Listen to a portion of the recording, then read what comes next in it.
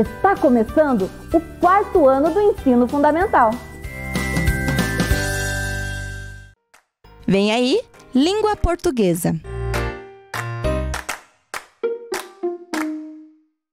Olá, crianças! Como vão vocês? Amigas da rede, familiares, tudo bem com vocês? Então, eu sou a professora Maria Rosa e estou aqui para mais uma aula de língua portuguesa. Vamos separar lá nosso material, nosso caderno, nossa borracha, nosso lápis e também o material, as atividades impressas lá que vocês pegaram lá na escola, certo? No seu caderno, coloquem a data de hoje, que é dia 26 de outubro de 2020. Escreva seu nome completo e a aula de língua portuguesa, certo? Os objetivos da nossa aula de hoje serão compreender a evolução histórica do gênero textual carta, analisando as transformações ocorridas desde suas origens até a atualidade. Refletir sobre as diversas funções sociais das correspondências na vida cotidiana, certo? Então, hoje nós iremos falar sobre esse tema, esse gênero textual, a carta, e sua evolução através dos tempos. E para começar a nossa aula de hoje, eu vou convidar vocês a escutarem uma história. Na manhã ensolarada, pedalando pela estrada, alguém vem vindo do sul. É o carteiro da comarca, em seu uniforme azul, trazendo uma carta para os 3 ursos. Senhor urso, sítio 3 ursos, mato dentro. Vamos ver a carta que ele trouxe? Querido senhor e senhora urso, sinto muito, mas muito mesmo, ter entrado na casa de vocês e ter comido o mingau do ursinho. Mamãe disse que o que eu fiz é muito feio e ficou mais brava ainda porque eu nunca como o mingau que ela faz. Papai disse que vai consertar a cadeirinha. Um beijo, caixinhos dourados. PS, gostaria muito que o ursinho viesse à minha festa de aniversário. Vai ter 3 tipos de gelatina e um bolo com 8 velas. A família leu a carta, menos o ursinho, é claro. Serviu um chá para o carteiro, que tomou o bolo inteiro e seguiu o seu caminho. Empurrando a bicicleta, o carteiro a pé penetra no coração da floresta. De tão fechada que era, nem dava para ver o céu, e finalmente chega uma casinha modesta, mas com um carro na garagem e feita de pão de mel, trazendo uma carta para a bruxa malvada. O endereço era Casa de Pão de Mel, mato dentro. Vamos ver como era essa carta? Era um pouco diferente da primeira. Empório da bruxaria, tudo para a bruxa moderna, entregamos de graça no seu covil. E trazia várias ofertas, tinha até sapo em pó. Era só acrescentar água que estava pronto o sapo. E outras ofertas também. Vamos continuar nossa história? A bruxa convida o carteiro para entrar e descansar, ler o jornal da noite, tomar um gole de chá. Aceita o carteiro convite, mas deixa o chá intocado, que sua cor era sinistra e tinha um fedor danado.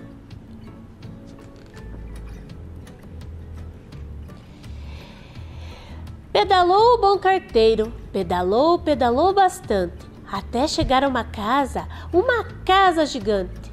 Tão alta era a campainha gigante, que o carteiro precisou trepar numa escada gigante para tocar din-dom, din-dom, avisando que ele vinha, trazendo um cartão postal para... adivinha? Senhor gigante, casa alta, jardim pé de feijão. Observem aqui, a carta veio via aérea. Olha só o cartão postal que ele trouxe. Esse cartão postal, ele era endereçado ao senhor gigante e quem mandou, olha lá, até logo seu amiguinho, Joãozinho. E ele contou que ele logo viria visitar a harpa e o senhor gigante, certo? O carteiro seguiu sua ronda e chegou a um lindo castelo pintado de rosa e amarelo.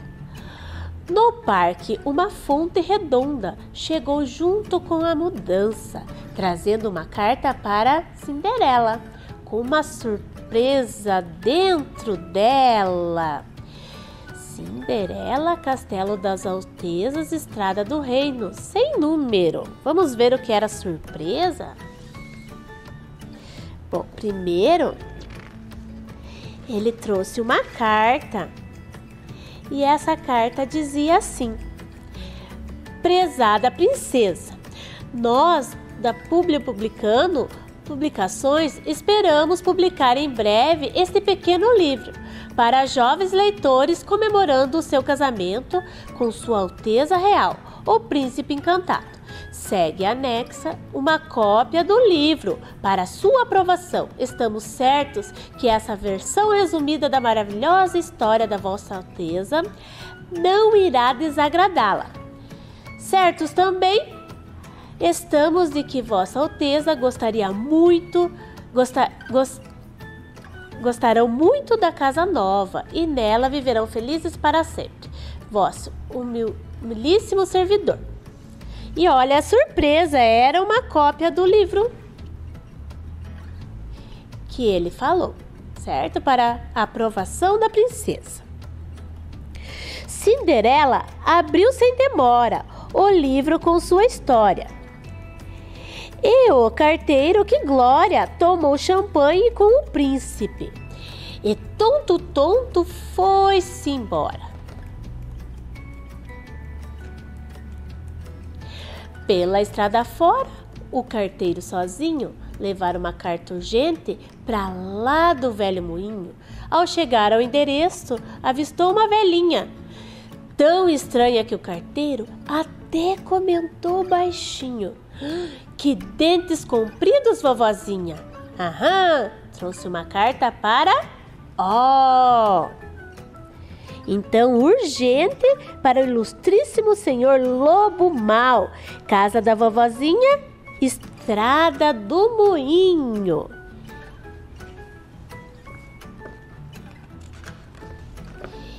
E na carta era de uma advocacia que dizia assim: prezado senhor Lobo. E aí essa carta contava que a Chapeuzinho Vermelho e também os 3 porquinhos queriam processar o lobo pelas coisas más que ele andava fazendo. O lobo, a falsa vovó fez um chá, leu a carta e ficou uma fera. O carteiro, em vez de tomar, preferiu sair dali sem espera.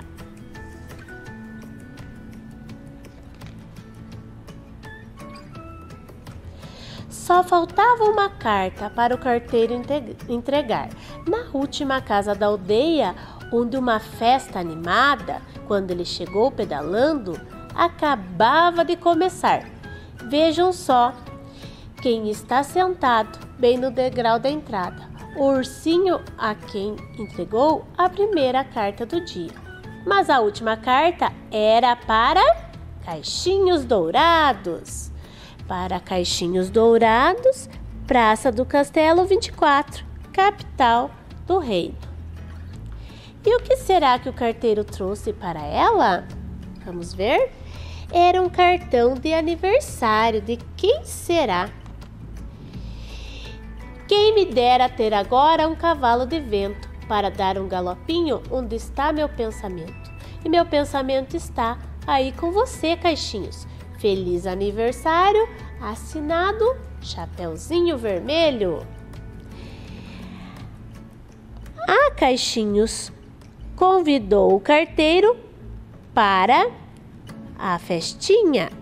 O carteiro comeu doce, brincou com as crianças lá fora e quando o caixinho soprou do bolo as 8 velhinhas, adivinha quem gritou que era pique, que era hora?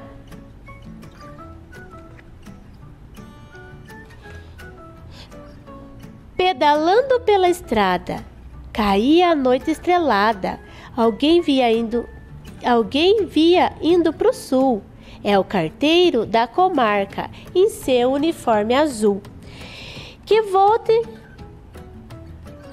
volta sorrindo para casa para descansar e tomar chá. Olha ele indo para casa descansar. E fim. Chegou ao fim a nossa história. Espero que vocês tenham gostado da história O Carteiro Chegou. Essa história, ela traz vários gêneros textuais. Várias cartas, né? Diferentes cartas, né? E é isso que a gente vai estar vendo hoje aqui na nossa aula, certo? Vamos lá?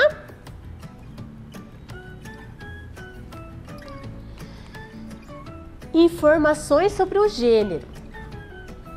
A carta ou correspondência está entre os mais aplicados na comunicação do cotidiano. As principais características desse gênero textual é a existência de um emissor, remetente, e um receptor, que é o destinatário. Então, quem manda a carta para alguém é o emissor, né, o remetente, e o receptor é aquele que recebe, né, o destinatário. Com o avanço da tecnologia, a carta passou por um processo de adaptação na forma de transmissão, que deixou de ocorrer somente em papel e assumiu o meio eletrônico. Na atualidade, a forma de transmissão mais utilizada para a carta é o e-mail. Há 3 tipos básicos de carta: a correspondência oficial, a comercial e a pessoal. As primeiras cartas, né? Então, elas eram escritas. As primeiras cartas eram escritas no material chamado papiro. O papiro era feito de uma planta, né? Com essa planta era feito o material que eram escritas as cartas. Então, é uma das maneiras mais antigas onde eram escritas as cartas, né? Então, a carta, ela já vem de longa data. Se vocês observarem, né, já viram falar, né, na Bíblia, lá na Bíblia tem várias cartas, né, carta de São Paulo, então as cartas são muito antigas, muito antes de Cristo, as cartas já existiam, até mesmo antes da Bíblia, né, então as primeiras eram escritas nesse material aqui, o papiro.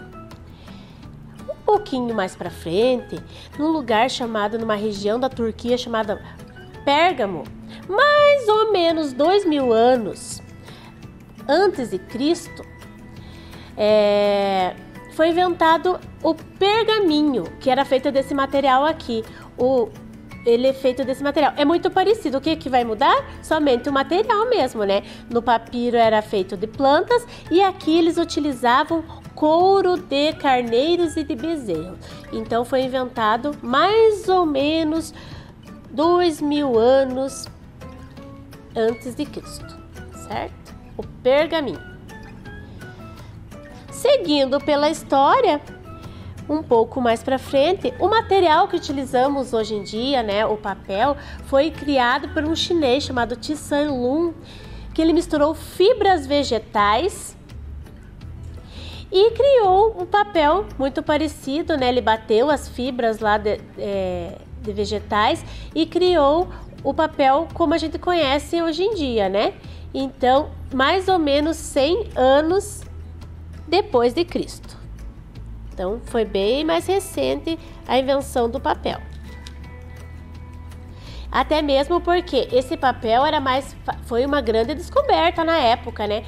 Porque imagine para você carregar lá o papiro ou o pergaminho, era muito pesado. E aí, quando descobriram o nosso papel, ele é muito mais leve, mais fácil de transportar. Então, foi uma grande evolução na época, né? Vocês já ouviram falar do pombo-correio? O pombo-correio, ele é muito antigo. Lá na Grécia Antiga, no tempo de 700 anos antes de Cristo, lá nas Olimpíadas, né, nas antigas Olimpíadas, os pombos-correios já levavam o resultado de uma cidade para outra, os ganhadores, né? E falava dos resultados da Olimpíada. Então, o pombo-correio já existia naquela época. Mas depois, mais para frente, na Primeira Guerra Mundial, os pombos-correios também foram responsáveis por poupar a vida de muitos e muitos soldados, porque eles levavam mensagens lá, levavam mensagens, né? Então, na Primeira Guerra Mundial, eles faziam esse trabalho.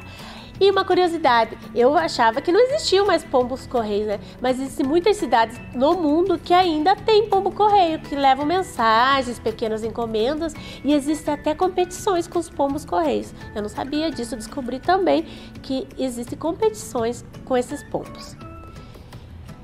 Uma carta muito famosa na nossa história é a carta que foi escrita por Pero Vaz de Caminha. Ela é uma primeira carta oficial aqui no nosso país, no Brasil. Quando os portugueses chegaram aqui, então ele é o primeiro documento escrito em terras brasileiras. Quando eles chegaram aqui, Pero Vaz de Caminha queria falar sobre as descobertas, sobre a geografia, sobre os recursos que poderiam de repente ser explorados, né? Sobre os nativos que eles encontraram aqui. Então ele mandou uma carta, né? Essa carta é uma das mais famosas da história, e para o rei de Portugal. Quem levou essa carta foi o capitão Gaspar, e levou 40 dias para chegar lá pro rei de Portugal. Então ele ia para a Índia novamente e passou lá a deixar a carta que Pero Vaz Caminha fez, né? Falando sobre o Brasil. Mais para frente na história da evolução das nossas cartas, foram utilizados, sabe quem? Os cavalos. Então, ele marcou a evolução. Lá pelo ano de 1860, 3 empresários americanos, eles criaram uma empresa, ó, essa aqui, ó, a Pony Express. E elas levavam cartas, elas percorriam 3.000 quilômetros, né? Cortavam lá para levar as cartas. E levavam mais ou média 11 dias para percorrer todo esse espaço, né? 3.000 quilômetros. E depois de um ano já esse tipo de envio, né, de cartas foi extinto, porque inventaram o telégrafo. Daí acabou o Pony Express, certo? Já aqui no Brasil, no ano de 1673, foram criado o Correio Mor das Cartas ao Mar. Então, elas eram cartas muito demoradas. Por quê? Porque elas iam pelo mar, né? Iam de navio. Demoravam para chegar e faziam somente o trajeto Brasil-Portugal. Então, mas já começava a evolução, né, das cartas aqui no nosso país, né? Pouco mais para frente, em 1927, foi criado a via aérea, certo? E agora as cartas iam, né, eram transportadas por via aérea entre toda a América do Sul e também a Europa. Então, já foi evoluindo, né? Agora elas já iam também de avião, né? Via aérea, as cartas, certo?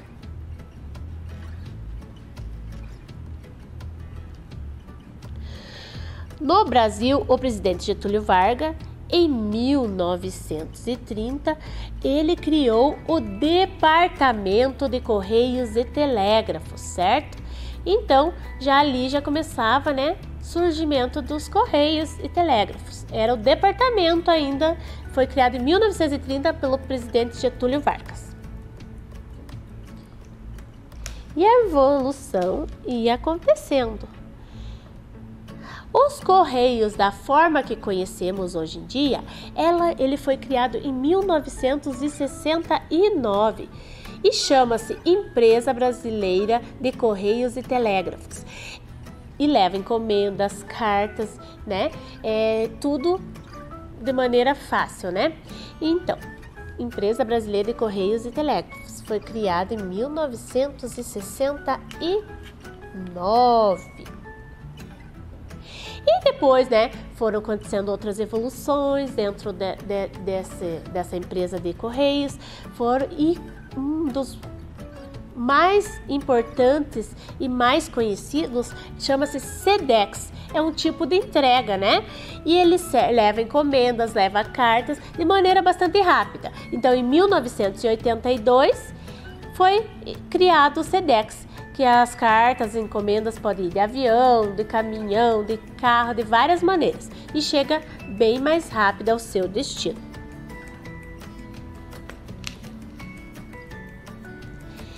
E, finalmente, a evolução chegou até aqui. A carta eletrônica, o e-mail, que hoje em dia é bastante utilizado, né?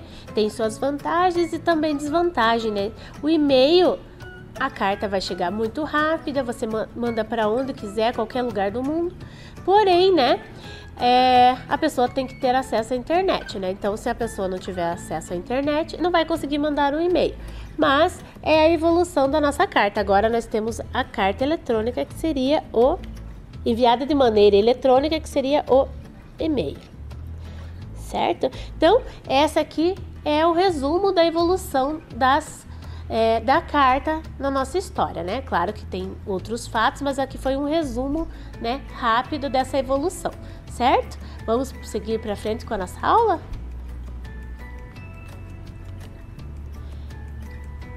Relembrando então lá, a carta pode ser oficial.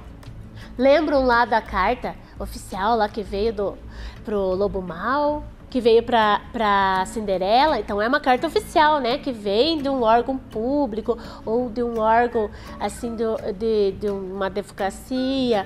É uma carta que a gente chama de oficial, né? Ela vem timbrada, é uma carta que quando você vai falar com a pessoa, você fala de maneira mais formal, né?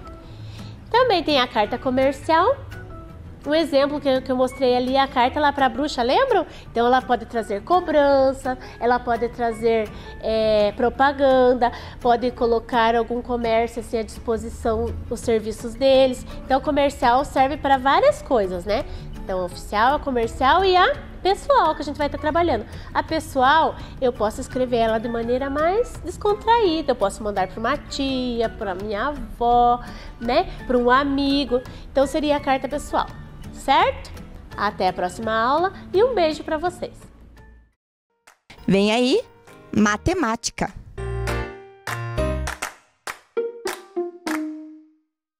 Olá, crianças! Tudo bem com vocês? Bem-vindos aqui a mais uma aula de matemática com a professora Ana Li.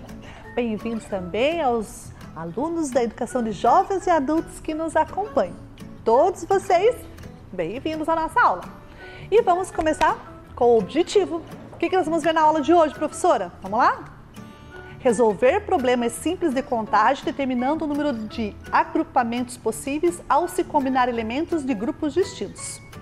Então, hoje nós vamos trabalhar com essa ideia da probabilidade voltada para o número, né? Que são as contagens. Nós vamos aprender a trabalhar, ou melhor, não vamos aprender, a gente vai relembrar, né, na aula de hoje, uma aula que nós já tivemos algum tempo atrás, sobre o princípio fundamental da contagem, né? Quando a gente forma grupos, combinando, né, um ou dois elementos, 3, 4 elementos, a gente vai formando grupos e vai contando quantos grupos foram formados na junção, né, daqueles agrupamentos. Então a gente vai fazer isso hoje, vamos relembrar, reforçar essa nossa ideia já trabalhada, ok? Muito bem, então vamos lembrar o que nós fizemos lá naquela aula passada, que já faz um tempinho. Vamos ver o que nós tínhamos aí naquela aula? Vamos lá acompanhar com a professora na telinha? Lembra que nós fizemos lá aquele copinho, né, das caretas, que a gente grudou olhos e boquinhas e foi fazendo ali o giro, né, das caretinhas para a gente poder ter a face, né, os rostos montados? Então, hoje nós vamos fazer aqui na nossa aula algo parecido com aquilo, tá? Então, hoje a professora trouxe, né, para a gente trabalhar com a ideia de fazer assim, contagens, né, ao combinar elementos de diferentes conjuntos. A professora trouxe aqui uma ideia. Vamos trabalhar com a ideia da caretinha do monstrinho, né? Então a professora trouxe aqui alguns círculos, que daqui a pouquinho vai aparecer para vocês aí. Alguns olhinhos, né? Que são esses que estão aqui na ponta, os olhinhos, né? Alguns olhinhos, não muitos. Algumas bocas, né? Bocas de diferentes bocas aí de monstrinhos. Algumas orelhinhas, né? Algumas orelhinhas também que a gente vai usar para formar os rostinhos aqui desses monstrinhos, né? Bem, eu tenho quantos tipos de formatos de rostinhos aqui, né? Um tipo só, porque todos são círculos, né? Então eu tenho um tipo de formato de rostinho. Mas nesse um tipo eu tenho 3 cores diferentes. Então o rosto vai ter um amarelo, um azul e um vermelho. Aí nós temos quantos olhos? Vamos contar com a professora aqui. 1, 2, 3, 4, 5, 6, 7, 8 olhos. Bocas. 1, 2, 3, 4, 5, 6, 7 bocas. Orelhinhas, né? Pares de orelhas, no caso. 1, 2, 3, 4, 5. Muito bem, então nós temos esses conjuntos. O conjunto de olhos, o conjunto de bocas, o conjunto de orelhas e o conjunto de rostos, né? De formato de rostos, que a gente vai daí colocar nesses rostinhos, algumas combinações aqui. A gente vai combinar olhos com bocas, com orelhinhas e formar os rostinhos. Então vamos lá, vamos fazer aqui, por exemplo, vamos começar com o amarelinho, né? Que é o primeiro aqui. Vamos colocar o amarelinho e esse olho verde aqui para destacar, né? Deixamos ele bem verde. Muito bem, então lá, vamos colocar o olho verde. Colocamos um olho verde. Vamos colocar uma boca, agora vamos colocar essa boca aqui, ó, né? A boca rosinha. Então a gente já colocou uma boca ali meio tortinha mesmo. Agora vamos colocar orelhinhas. Vamos colocar essa orelhinha aqui, essa orelhinha cheia de detalhes. Olha lá, fizemos um rostinho de um monstrinho, né? Fizemos aí uma espécie de rostinho. Agora vamos fazer o azul. Azul, vamos pegar então lá um olho, né, um parzinho de olhos, uma boca e vamos colocar uma orelhinha. Opa, vou colocar mais para cima essa orelhinha. Muito bem, fizemos aí um outro tipo de rostinho, já deu 1, 2. Vamos para o terceiro. Vamos combinar alguns elementos no terceiro aqui. Vamos colocar agora esse olho aqui com 3 olhos, né? Essa boca aqui bem abertona. E vamos colocar essa orelhinha. Ok. Olha lá, montei, né? Aqui 3 tipos de carinhas, de rostinhos de monstrinhos, usando, né, os elementos que eu tinha nesses 3 conjuntos. O que a professora fez aqui? Eu fiz uma combinação. Eu combinei elementos, né, do grupo de olhos com o grupo de bocas, com o grupo de orelhas e a cor do rostinho, né? Foi isso que a professora fez. Então a gente usou aqui rosto, os olhos, a boca e as anteninhas, né, ou as orelhinhas. Foi isso que a gente usou para compor aqui. E olha que ainda sobrou mais alguns aqui na mesa ainda da professora. Eu tenho, né, sobraram aqui mais alguns olhos, mais algumas bocas e algumas anteninhas, que eu ainda poderia usar em diferentes combinações. Por exemplo, se eu quisesse tirar o olho do azul aqui, ó, esse olhinho do azul e colocar esse. Olha lá, eu fiz um outro monstrinho, porque eu troquei só um elemento, mas ele mudou. Ele não é mais o mesmo. Se eu trocar a boca desse monstrinho, tiro essa boca, né, e vamos colocar uma outra boca. Vamos colocar essa aqui. Opa, mudei, né, eu fiz um outro monstrinho, porque eu mudei somente a boquinha. Aqui, vamos tirar agora o olho desse aqui e vamos colocar esse aqui. Opa, mudei, fiz um outro monstrinho. Então veja, quando a professora mudou aqui a combinação dos olhos, das boquinhas, das orelhinhas, né, nas 3 cores de rostinhos dos monstrinhos, o que a professora fez? Eu fiz combinações. né? Essa combinação que a professora fez aqui, a gente pode contar quantas possibilidades eu tinha de formar esses rostinhos. Como que a gente faz a contagem? Bem, aqui vocês viram, eu fiz 3 por primeiro e fiz mais 2 trocando apenas um elemento, né? Mais 3, digamos, trocando só um elemento. Então já foram 6 monstrinhos utilizados. Mas se eu pudesse usar todos, né? Todos os elementos que nós tínhamos, as bocas, vamos colocar a boquinha junto com a boca lá e o olhinho junto com o olhinho. Se eu fizesse agora, né? Nesses conjuntos aqui que sobraram, ainda tem a possibilidade de juntar esses tantos de olhos que ficaram, de bocas e de antenas, nessas outras aqui, tirando o pondo e iam fazendo.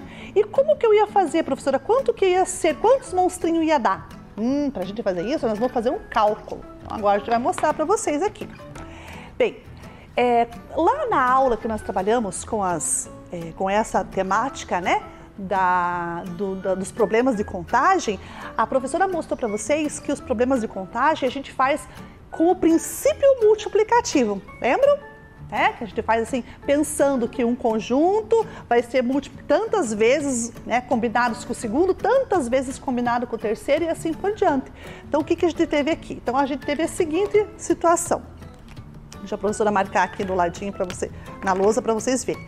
Nós tivemos a situação da cor do rosto, né, que vai ser, a professora vai simbolizar para a letra C, já vou mostrar para vocês aí. A gente tinha os olhos, para trocar, as bocas e as anteninhas, né, ou as orelhinhas, vamos chamar de antenas, né, porque os monstrinhos têm antenas. Então, nós tínhamos esses 4 conjuntos. Conjunto de cor do rosto, a cor, o tipo de olho, tipo de boca e o tipo de antena. Então, nós tínhamos essas 4 categorias, 4 conjuntos aqui, né? O que a gente vai fazer agora? A gente vai fazer o seguinte, quantas cores eram? Eram 3 cores, né? Azul, amarelo e vermelho. Então, nós temos 3 cores.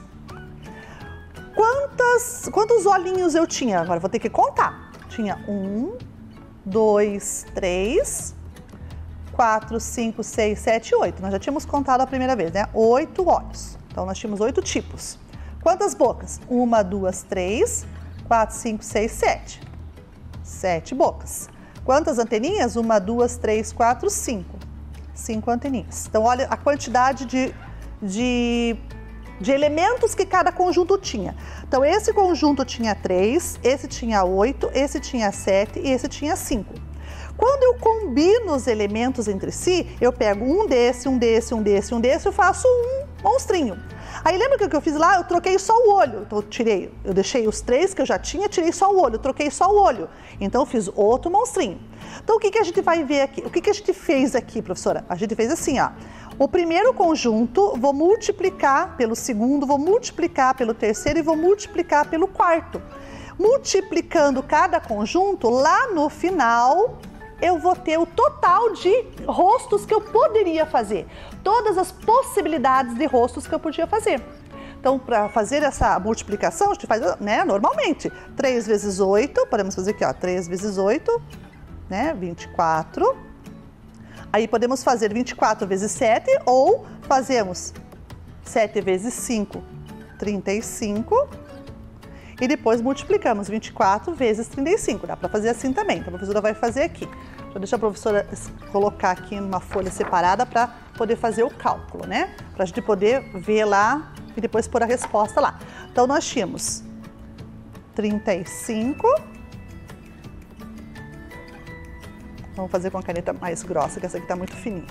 35 vezes 24. Então, nós vamos fazer esse cálculo, 35 vezes 24. Então, como que a gente faz o cálculo? Você já sabe, essa conta é normal, como todas as outras contas que a gente faz, né? 4 vezes 5, 20, sobe 2 na dezena, sobe duas dezenas. 4 vezes 3, 12, 12 mais 2, 14. Então, aqui nós já tivemos a primeira parcela do 4 multiplicando 35. Agora vamos multiplicar o 20, né, que é o 24, 2, ou 2 do 24, né, que vale 20, mas vamos fazer como se fosse 2, multiplicando 35. Como a gente vai multiplicar o 2, deixa eu levantar aqui para vocês verem, como a gente vai multiplicar o 2 da dezena, agora a resposta aqui embaixo vai ter que ficar a partir da dezena. E aqui embaixo da unidade eu não vou pôr nada por enquanto. Então eu posso pôr o quê para representar o nada? Posso pôr o zero, esse eu posso. Ó, eu coloco o zero.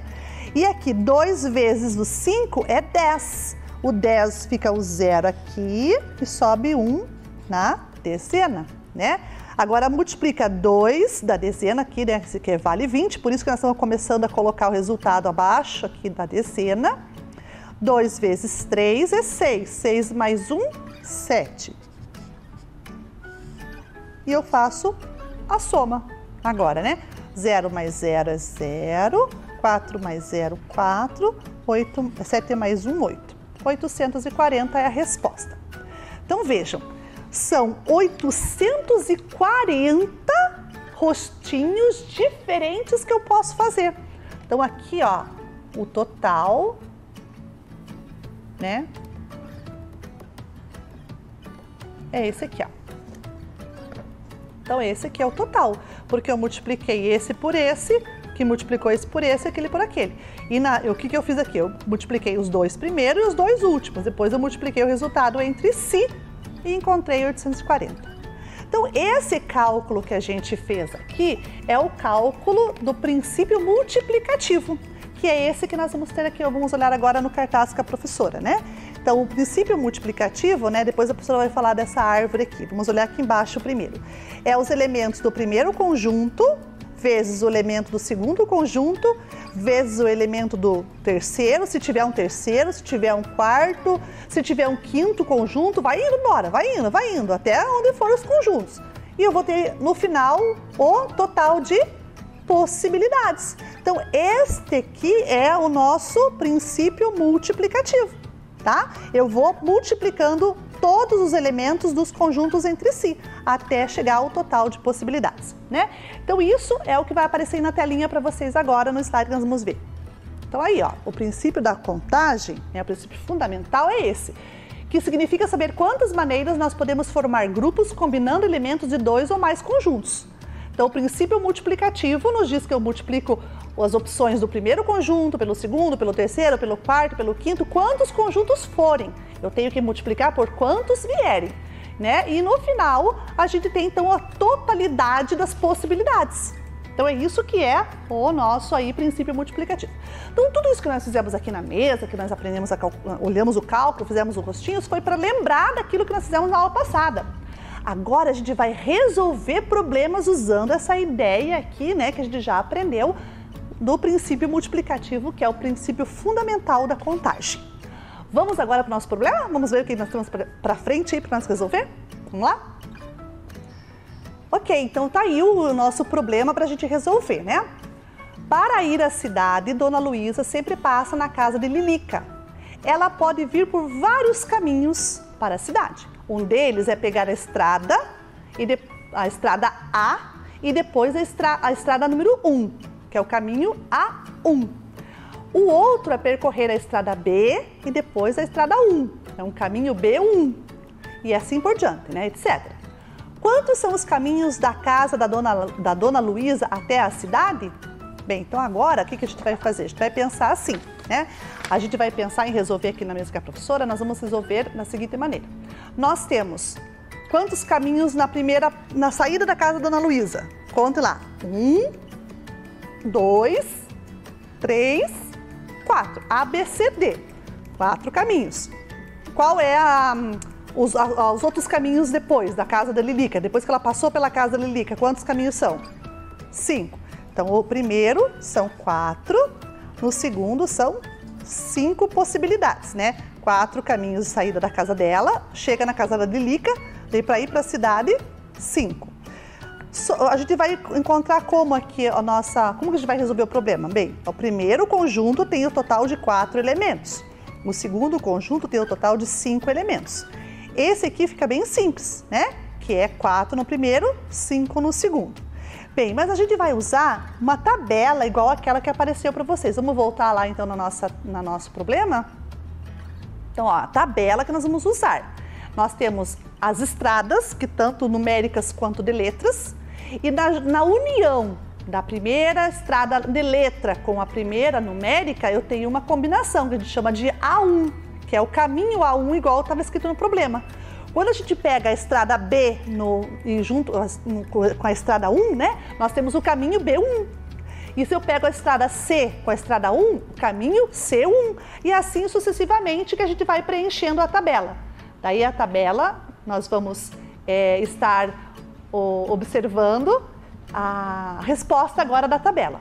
Então ali, ó, o que nós fizemos? Nós fizemos 4 vezes o 5.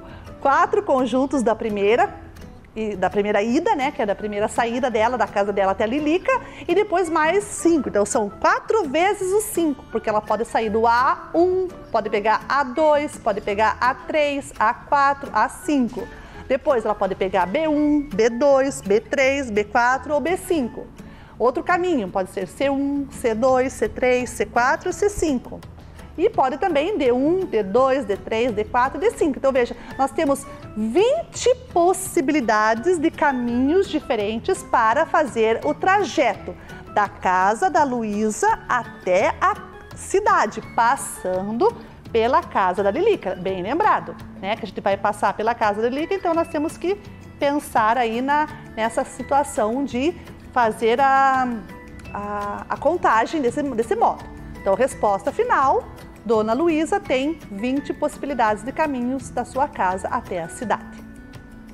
Então, tá aí, né? A gente resolveu esse problema, né? Trabalhando com essa ideia da tabela, que é um outro recurso que eu tenho para resolver problemas de contagem, né? Eu posso fazer uma tabela e no encontro das colunas e com as linhas, eu tenho as possibilidades, ok?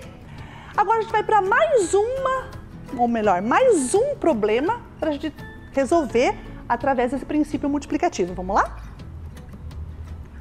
O restaurante oferece o cardápio, né, no seu cardápio, 3 saladas distintas, 5 tipos de pratos de carne, 4 variedades de bebidas e sobremesas são 4 sobremesas diferentes. Daniele deseja uma salada, um prato de carne, uma bebida, uma sobremesa. Aí, no caso das combinações, a gente tem que lembrar ali que nós temos saladas, carne, bebidas e sobremesa. Quantos conjuntos deu?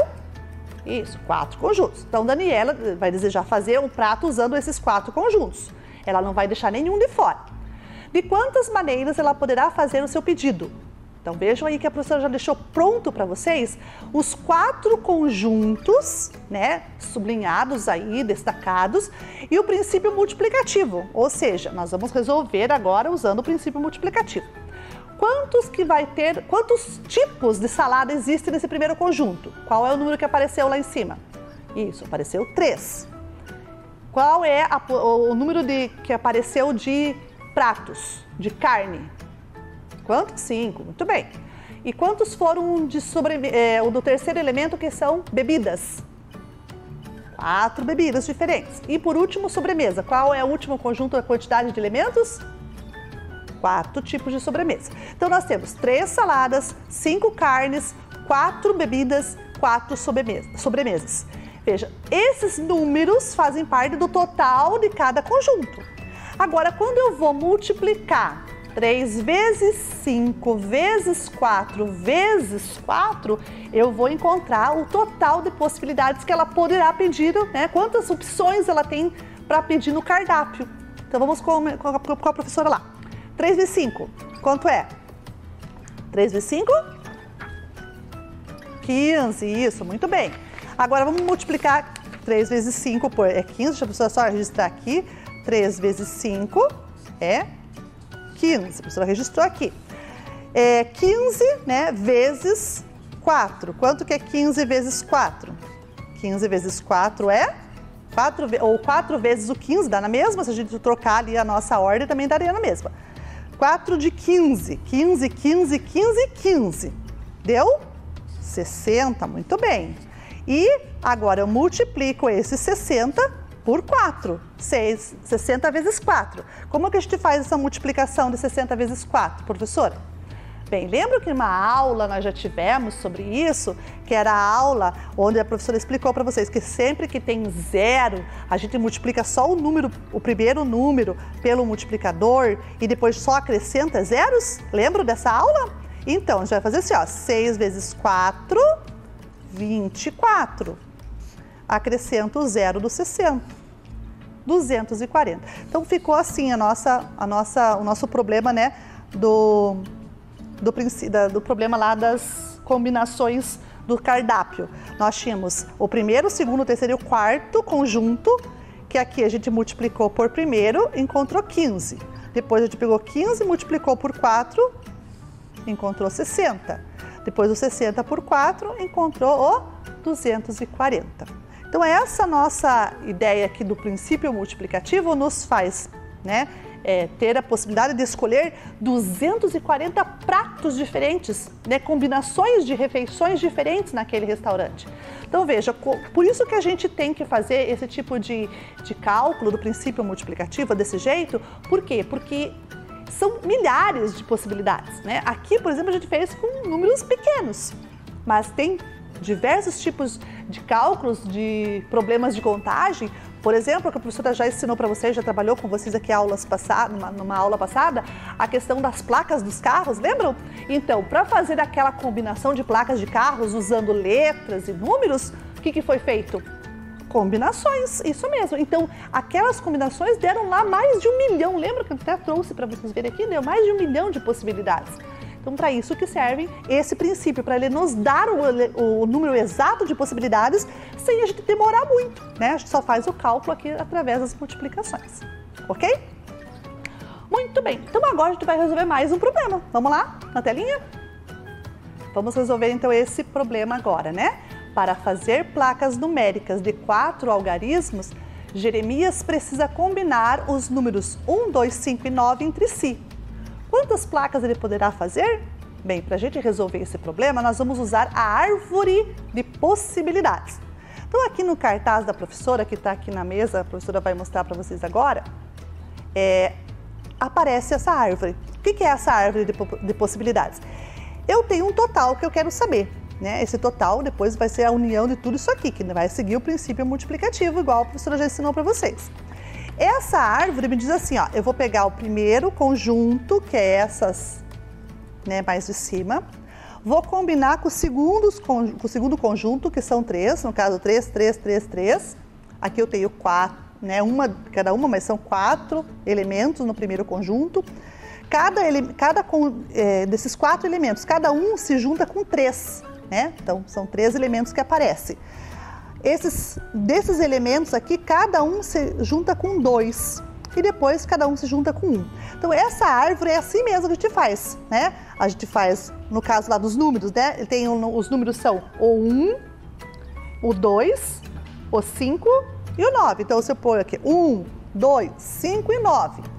Aí, o 1 vai combinar com o 9, com o 5 e com o 2, né? Então, vai ser mais 3 aqui. Depois ele vai combinar com os de baixo, depois ele vai combinar com os outros de baixo. E assim ele vai fazendo uma rede de possibilidades, por isso se chama árvore, né? Vai como se fosse uma árvore cheia de raízes. Vamos olhar lá na telinha agora como que a gente vai resolver esse problema? Então agora a gente vai mostrar a árvore que surgiu. Então veja, a árvore que surgiu é essa aí. E lembrando que nós não estamos pegando números repetidos ali, né? Cada uma dessas situações a gente pega números distintos. Então veja lá, uma das possibilidades é essa que está aparecendo aí para vocês. O número 1, 2, 5 e 9, o 2, 1, 5 e 9, daí com o 5, o 2, 1 e o 9, e com o 9, o 2, o 5 e o 1. Então na junção da primeira linha com a segunda linha, nós já tivemos, ó, 4 vezes o 3. Daí depois, cada um multiplicou por 2, ó. Na primeira árvore ali do número 1, o 1 combina com o 2 e o 2 vai combinar com o 5 e com o 9. O 2 que combinou com o 5 e com o 9. Daí no 5, sozinho, vai combinar com o outro 9 embaixo. Então, 1, 2, 5 e 9. 1, 2, 9 e 5. 2 possibilidades já foi ali. Aí mais embaixo, daí no caso do lado, né, do 5, vai ser 1, 5, 9 e 2. 1, 5, 2 e 9. Outras possibilidades. Aí juntando ainda mais a terceira com o 9. 1, 9, 5 e 2. 1, 9, 2 e 5. Então só nessa primeira árvore ali, ó, quantas possibilidades a gente teve? A gente teve 6 possibilidades. Mas a gente vai resolver agora usando o princípio multiplicativo. Vamos ver se vai dar certo ali. Nós temos 6 na primeira, 6 na segunda, 6 na terceira e 6 na quarta, né? Na combinação dos 4 números ali. Então nós tivemos aí 24 possibilidades. Como que a gente vai fazer o cálculo aqui, então, no princípio fundamental da contagem? A professora vai fazer aqui no quadro para vocês olharem, né? Para vocês observarem como que é esse cálculo, né? Então vamos ver lá agora sim. Nós tínhamos então lá no primeiro conjunto de possibilidades lá, nós tínhamos 4 números. No segundo conjunto, nós tivemos a combinação de 3. Por que de 3? Porque eu não quero repetir, né? O número 1 está aqui, não vai repetir aqui. Na segunda linha, né, de combinação, nós tivemos 2, porque eu não quero repetir os números que estão aqui. E por último, uma combinação só, que era a raiz, né, que combinava com o último. Então, isso aqui que nós vamos fazer, ó. O princípio multiplicativo nos diz que eu tenho que multiplicar 4 vezes 3 vezes 2 vezes 1. 4 vezes 3 é 12. Aqui 2 vezes 1 é 2. 12 vezes 2, 24. Então, olha lá como é que ficou. O princípio multiplicativo nos levou a esse resultado, combinando os elementos dos grupos entre si. Ok? Muito bem. Então, essa aí é a nossa, né, esse é o nosso princípio multiplicativo que a gente utiliza, né, na resolução de problemas de contagem. Bem, nossa aula já está quase chegando no final, a gente vai lá, né, já chegar lá no nosso objetivo da aula, mas tudo isso que a gente fez aqui foi para que a gente pudesse resolver os problemas envolvendo esse princípio multiplicativo. Não era esse o nosso objetivo? Vamos recordá-lo? Resolver problemas simples de contagem, determinando o número de agrupamentos possíveis ao se combinar elementos em grupos distintos. Então foi isso mesmo que a gente fez hoje na aula. E vocês vão, né, para treinar um pouquinho, vocês vão fazer uma tarefa que a professora propôs. Vamos ver a tarefa? São 2, na verdade, né? A primeira tarefa, você vai olhar lá, ó. Observe a árvore de possibilidades que foi feita ao combinar lanches. Quantas são as possibilidades de termos lanches? Então, veja, eu combinei o sanduíche com o suco e com um docinho. Nós tínhamos 3 sanduíches, 2 tipos de suco, né, de caixinha e de lata, e 4 tipos de doces, né, de docinhos. Então, 3 no primeiro conjunto, 2 no segundo conjunto e 4 no último conjunto. Quero saber o total de possibilidades de lanche que deu aí. Então, vocês podem usar a contagem usando a árvore ou vocês podem fazer a multiplicação pelo princípio. Ó, a professora mostrou aqui na mesa para vocês. E depois, o outro problema é também muito simples, muito fácil. Felipe foi convidado para uma festa de aniversário do seu melhor amigo. Ele tem 2 calças, uma azul e uma verde, e 3 camisas, amarela, vermelha e rosa. Só que ele está indeciso sobre qual a melhor combinação de cores entre as calças e as camisetas que ele pode usar. Observando a ilustração, né, que está aí embaixo, você vai responder quantas combinações Felipe pode fazer. Aí tá aparecendo preto e branco para vocês, né? Não tá colorido. Então você vai lá, a primeira coisa que você faz é colorir a roupa. A calça azul e a calça verde. Então pega o lápis de cor, pinta uma calça de azul, pinta uma calça de verde. Depois pinta as camisetas, né? Amarela, vermelha e rosa. E depois você só faz a combinação ali para verificar quais são as possibilidades de se vestir para ir a essa festa que Felipe tem. Muito bem, então aí está a tarefa, não está difícil, né? Está bem simples de fazer e você vai fazendo, se a gente errar, a gente apaga, a gente arruma, o mais importante é se esforçar e tentar fazer, ok? A nossa aula já está terminando, eu espero que vocês tenham gostado, mas principalmente o quê? Isso, aprendido, o mais importante é aprender. E a gente vai levando aí, serrão, a gente vai apagando, vai arrumando, mas o importante é se esforçar para fazer. Isso eu sempre vou falar para vocês. Vocês vão cansar de ouvir a professora falando isso, tá bom? Esse que é o mais importante, aprender. E aprender a gente vem com o esforço da gente, beleza? Bem, a aula terminou. A professora já está morrendo de saudade, a gente só vai ver só na próxima aula. Fiquem bem, se cuidem. Procurem as correções da tarefa lá no blog da professora, não deixe de procurar. E aí a gente vai se despedindo de vocês. Um beijinho e até a próxima aula. Vem aí, Geografia.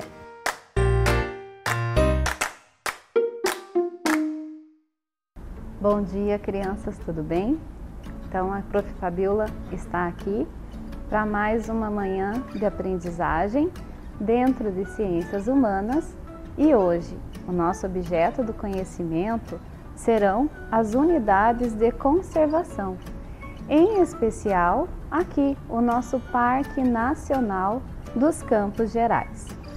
Como objetivo dessa aula, nós teremos dois, bem claros: localizar as unidades de conservação dos Campos Gerais, ou seja, perceber para que municípios, ela faz parte, compõe a nossa unidade de conservação e compreender o que quer dizer, então, o termo unidade de conservação e as suas características.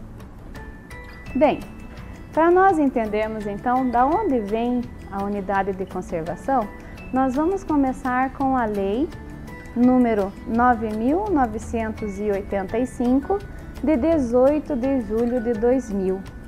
Essa lei, então, instituiu o Sistema Nacional de Unidades de Conservação da Natureza. Esse órgão, no caso o Sistema Nacional de Unidades de Conservação, ele é constituído pelo conjunto das unidades de conservação federais, estaduais e municipais. Então, percebeu-se a necessidade desta proteção a mais em relação ao nosso meio ambiente. Bom, quais são então os objetivos das unidades de conservação? O primeiro deles seria proteger e conservar essas áreas, bem como as espécies em risco de extinção. Vocês bem sabem que todo o desenvolvimento humano acabou comprometendo a natureza, os seus ecossistemas, animais, Tudo acabou sendo explorado de uma forma sem controle. Então, por isso agora as unidades de conservação, elas estão aí para garantir que a natureza não sofra mais nenhuma consequência. Porque vocês sabem que tudo relacionado à natureza, ela leva um bom tempo para conseguir se restabelecer novamente. Portanto, então, o segundo objetivo da unidade de conservação é preservar e restaurar os recursos e os ecossistemas naturais. Tem locais que já foram tão degradados que acabam por precisar de uma recuperação, de uma ideia, um plano, um planejamento para que esses locais voltem ao seu equilíbrio natural com a sua fauna, ou seja, os animais, e a sua flora, que são as vegetações, as árvores nativas, etc. Valorizar a diversidade biológica desses espaços. Vocês sabem que os ecossistemas, eles têm suas características próprias, então o que existe numa determinada região não existe na outra. Então a unidade de conservação, ela está justamente para valorizar essa diversidade, para preservar e cuidar de tudo isso. E o outro objetivo, então, promover o desenvolvimento sustentável e atividades de caráter científico. Vocês sabem que o estudo, ele traz muitas respostas, a muitas questões e dúvidas que nós temos até hoje. Portanto, conhecer melhor esses ecossistemas permitem a sua melhor preservação e a garantia de que futuramente aqueles animais ainda existirão aqui no nosso planeta, no nosso país, e aqui também no nosso estado e município de Ponta Grossa.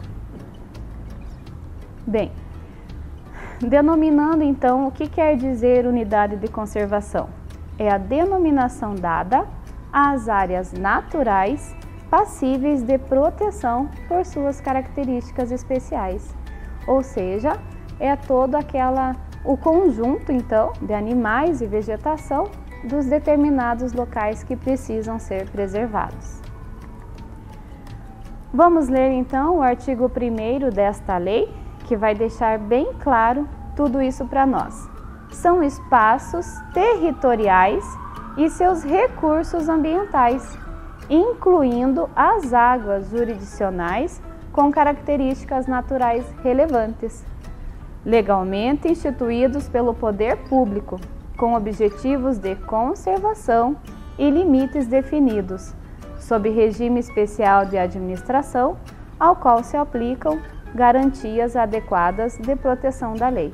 Ou seja, se essas unidades de conservação não forem respeitadas e preservadas, haverá consequências perante a lei para quem não cumprir essas especificações, ok? Então, fiquem sabendo que as unidades de conservação de esfera federal, elas são administradas pelo Instituto Chico Mendes de Conservação da Biodiversidade. Nós comumente conhecemos por ICMBio. Vocês podem já ter visto várias citações nos livros, né, que estão nas nossas escolas, nos sites de internet. Então, eles são responsáveis a nível federal da administração dessas unidades de conservação. Também podemos ter o cuidado a nível de estado e município, que aí se dá por meio dos sistemas estaduais e municipais de unidades de conservação. As unidades de conservação, elas são divididas em 2 grupos, de acordo com o seu objetivo de manejo e os tipos de uso. Então, nós podemos encontrar a unidade de conservação de proteção integral e a de uso sustentável. Vamos conhecer então a de proteção integral primeiramente. O seu principal objetivo é preservar a natureza, sendo admitido apenas o uso indireto dos seus recursos naturais, ou seja, aquele que não envolve consumo, nem coleta ou dano aos recursos naturais. Quer dizer que sobra o quê? Sobra apenas a recreação e o uso de visitação, turismo ecológico, uma pesquisa científica, um estudo que vá se realizar nesse local, mas não é permitida nem pesca, nem caça, nem retirada de espécie alguma vegetal dessa unidade de proteção integral. Lembrando que então as unidades de proteção integral, elas só vão servir para a visitação do turista ou o turismo ecológico. As unidades de proteção integral, elas se dividem em estação ecológica, parque nacional, monumento natural e refúgio da vida silvestre. Lembrando que todas essas variações de nomes não vão mudar, elas são áreas de preservação e de proteção integral. Nenhum espaço dentro dessas áreas pode ser, então, devastado ou retirado algum dos seus recursos. Elas servem apenas para visitação e pesquisa científica, como eu já havia dito.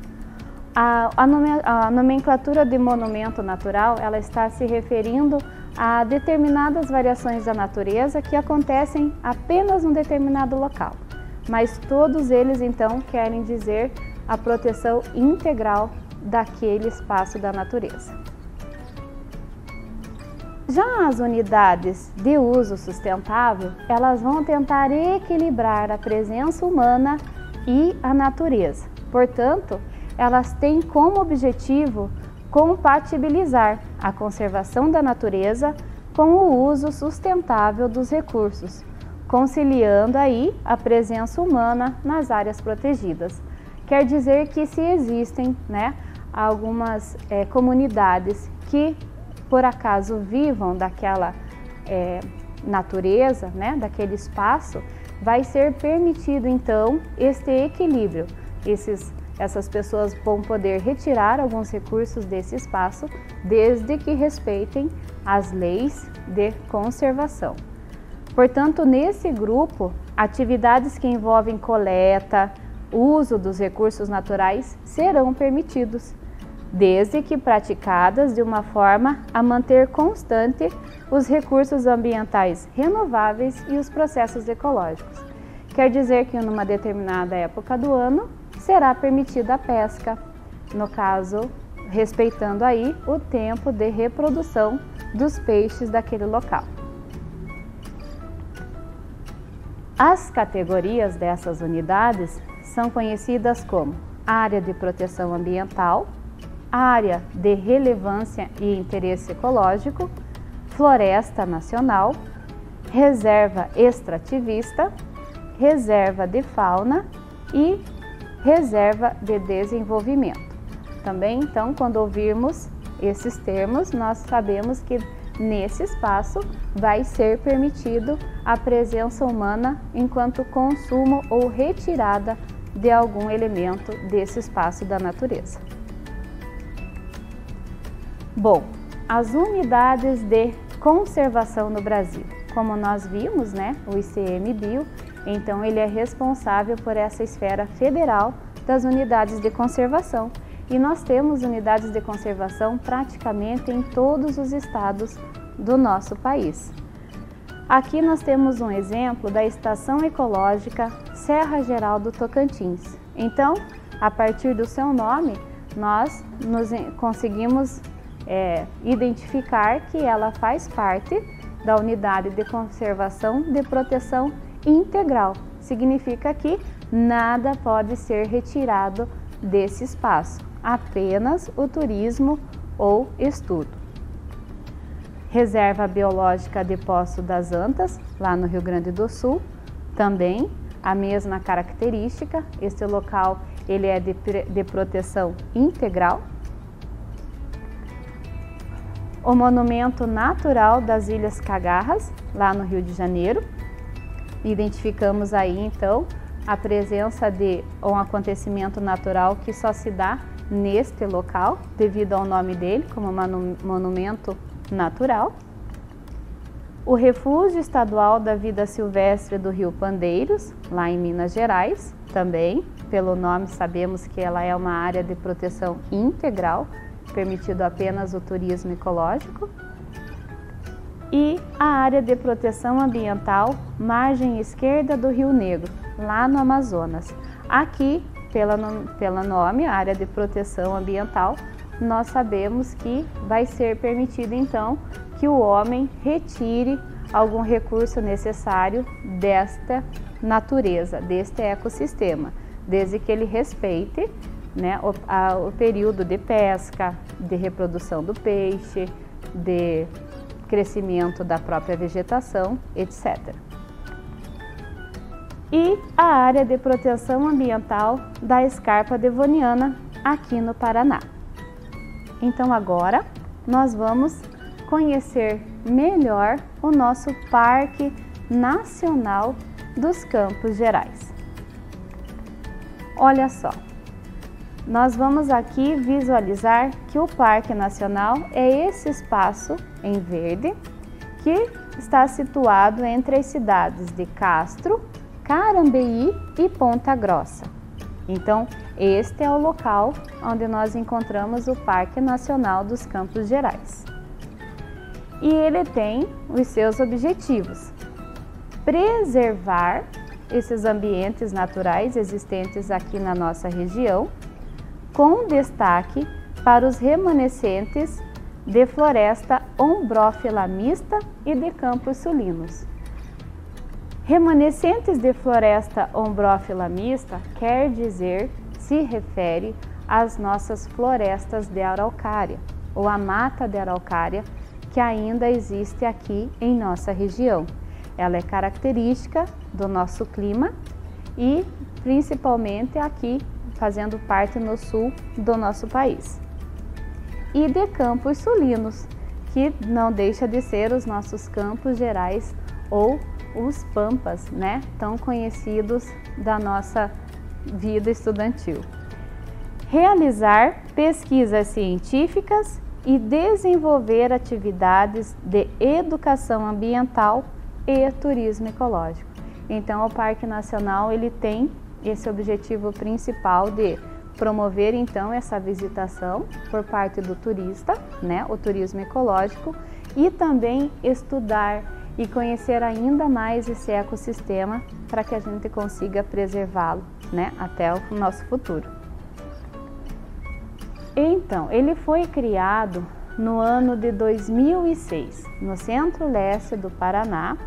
Então, esta unidade de conservação protege nascentes daqui dos rios da nossa região, resguarda os campos nativos, né, campos gerais, e os remanescentes de floresta de araucária. Os campos, eles possuem uma fisionomia bastante homogênea e ocorrem associados a afloramentos rochosos, típicos da nossa paisagem local. Aqui a gente já pode perceber um afloramento rochoso em meio ao nosso campo bem verdinho. Então, agora, alguns pontos específicos do nosso Parque Nacional. A Furna do Buraco do Padre. Ela localiza-se a cerca de 24 quilômetros do centro de Ponta Grossa e, através de uma trilha de aproximadamente 800 metros, chega-se até uma furna arenítica, com uma cachoeira de 25 metros em seu interior, formada pelo rio Quebra-Pedra, sendo considerada uma das mais belas paisagens aqui da nossa região.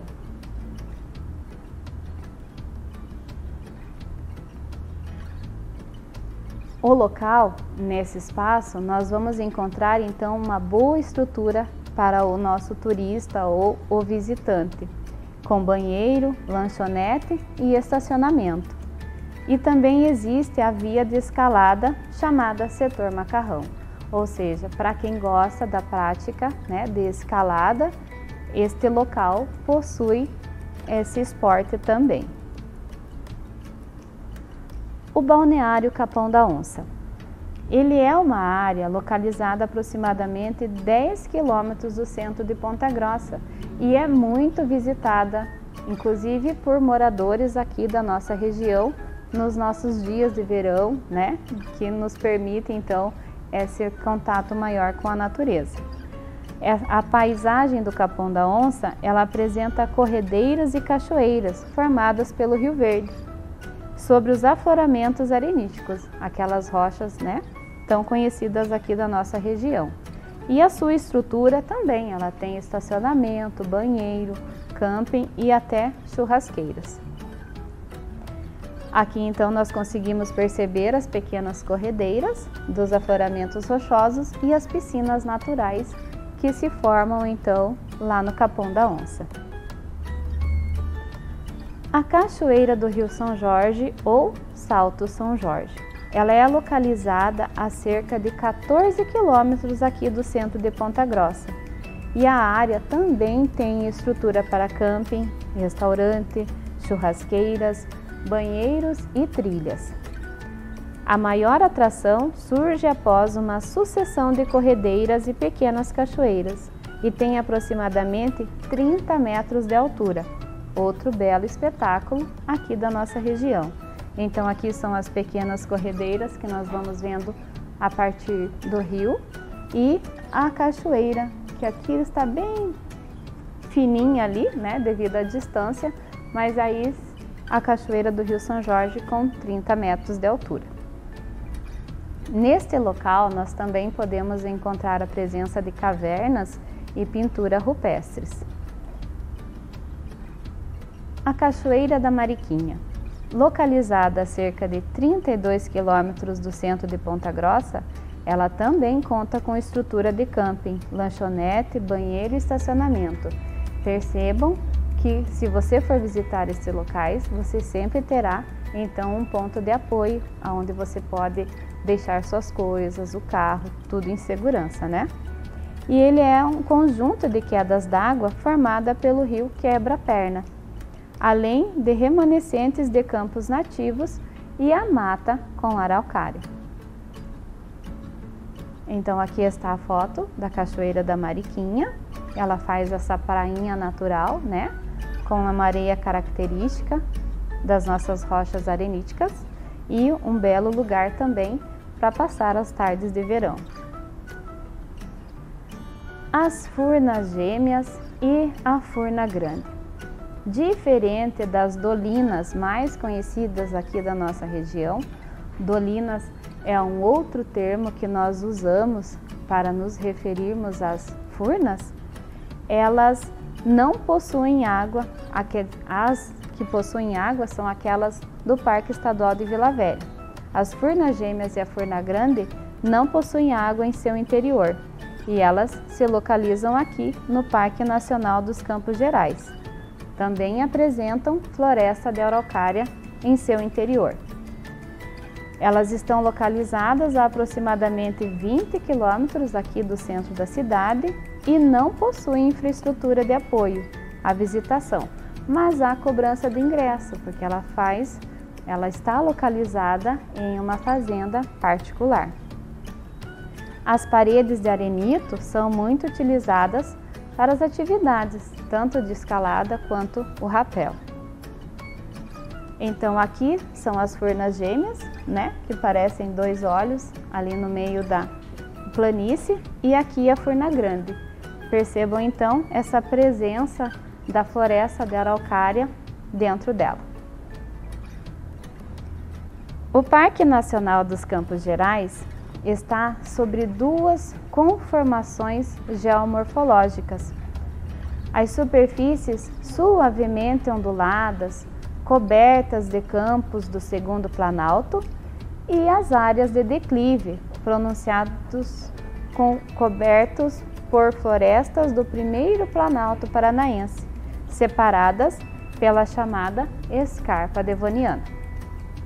O clima da região, então, né, que propicia a floresta de araucária e os campos, é definido como mesotérmico, ou seja, subtropical a temperado, sem estação seca definida e com verões amenos. Então, nós percebemos que o nosso verão, ele tem altas temperaturas, mas também é chuvoso, né, o que nos permite um bom aproveitamento dessa estação do ano. A nossa paisagem, né, que a gente tanto observa ao olhar no nosso horizonte, ela é caracterizada então pela presença de araucária e conta com 30% de toda a sua área coberta por campos naturais. Um ecossistema bastante ameaçado, porque vocês sabem que a exploração da araucária ela aconteceu de forma desordenada aqui no nosso estado. Portanto, o que nos sobra agora são remanescentes dessas florestas, exigindo então todo esse cuidado e proteção da unidade de conservação aqui dos Campos Gerais. Atualmente, restaram apenas 0,2% da cobertura original desse tipo de formação aqui do nosso país, que no caso são os campos, né, e a floresta de araucária. Além dos afloramentos rochosos, há também diversos sítios com pinturas rupestres e manifestações indígenas. Inclusive nas cavernas, né, é possível encontrar os fósseis desses animais de muitos anos atrás e as pinturas rupestres também, né, que datam bem anterior ao surgimento do homem. A flora apresenta plantas endêmicas, como a palmeira anã e alguns tipos de cactos e ciperáceas. E o parque ainda não tem sua regularização fundiária efetivada, ou seja, o seu plano de manejo ainda está em formação. Eles ainda estão construindo tudo que vai se dirigir ao funcionamento do parque, a sua preservação e etc. Então agora nós veremos o vídeo com várias imagens do nosso Parque Nacional dos Campos Gerais. Então, o parque, vocês podem perceber, os arenitos, aqui é a Furna Grande, com a presença da floresta araucária, aqui as furnas gêmeas, todo esse espaço então coberto pelos remanescentes de floresta, aqui as corredeiras formadas pelos rios, o Rio São Jorge, o Rio Verde, do Capão da Onça, né? As formações rochosas que nós percebemos no decorrer dos campos, sempre a vegetação junto, né, com a formação rochosa. Aqui os campos, percebam que nós conseguimos identificar também as áreas de plantio. Aqui o rapel ou a escalada, né? A Cachoeira da Mariquinha, formada então pelo rio Quebra-Perna, fazendo a sua prainha, né? Muito utilizada nos dias de verão. Olhem a agricultura próximo, né? Aqui a essa região do Parque Nacional dos Campos Gerais. Por isso, então, ele é uma área de preservação ambiental. Aqui, no caso, o rio, né? Cortando, então, essas formações rochosas. E toda a vegetação ainda, né? Os requícios de mata araucária, os campos, né? Ondulados e os arenitos, né? Que fazem parte aqui da nossa região. Aqui está a cachoeira do Rio São Jorge. Mais uma vez a vista da cachoeira, né? De um outro ângulo. A floresta, o rio, as pequenas corredeiras que vão dar a origem à cachoeira maior de 30 metros e uma vista geral então dos nossos campos gerais, né? Vejam então aqui a agricultura e a presença do campo.